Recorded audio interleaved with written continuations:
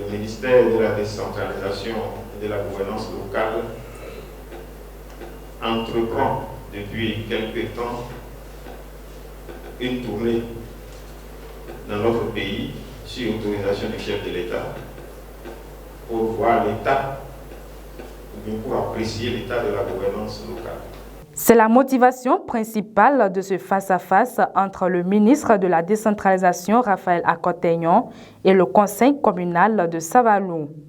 La mission, conduite par l'autorité ministérielle, vise à évaluer l'impact de la réforme structurelle engagée par le gouvernement du président Patrice Talon. Pour le maire d'Elidji Wendo, l'opérationnalisation des réformes structurelles avec à la clé le tirage au sort des cadres techniques déployés dans les mairies a rendu dynamique le mode gouvernance.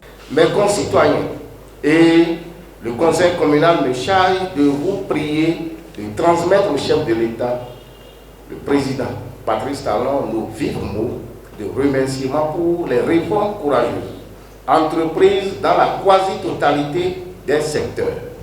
Celle du secteur de la décentralisation, en l'occurrence, la réforme structurelle devenue effective avec le tirage au sort et le déploiement de nouveaux cadres communaux dans les mairies a déclenché une nouvelle dynamique au sein de l'administration communale.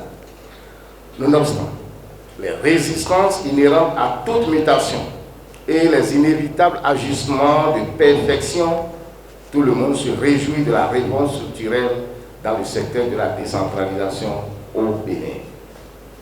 À l'heure actuelle, je puis me réjouir, tout comme mes concitoyens de Savalou, de la prise en main des dossiers par tous les cadres administratifs et techniques communaux tirés au sort.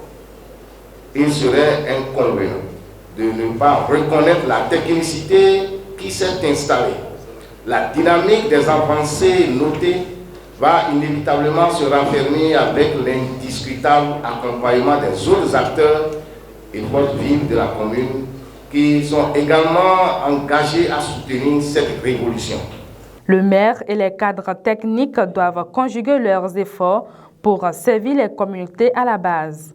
C'est tout le sens à donner à la réforme structurelle dans le secteur de la décentralisation.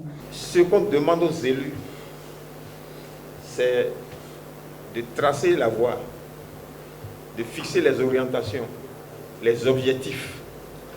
Et comme nous ne voulons plus avoir dans notre pays des ouvrages ou des prestations réalisées à l'à peu près, on ne veut plus avoir de pavés tordus. On ne veut plus avoir des éléphants blancs à gauche et à droite. On ne veut plus avoir des marchés fictifs. On signe des contrats, on a tel marché à réaliser, alors qu'on sait pertinemment qu'on ne les réalise pas. Et on a fait cela pendant 20 ans. Ça fait que nous sommes dans l'état dans lequel nous sommes dans le pays. La réforme veut maintenant mettre fin à tout ça. Cette mission ministérielle a été élargie aux chefs des services déconcentrés de l'État, aux organisations professionnelles et de la société civile.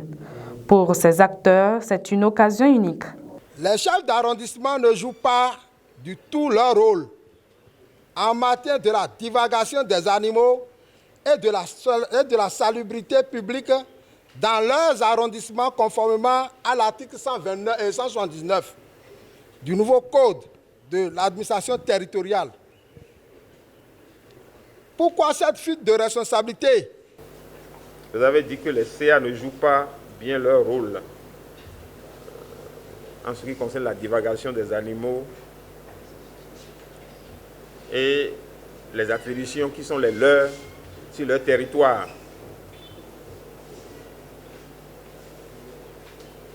Tout ça, c'est un constat que vous faites et que certainement les conseillers communaux ont entendu et ils savent. Les CA qui sont concernés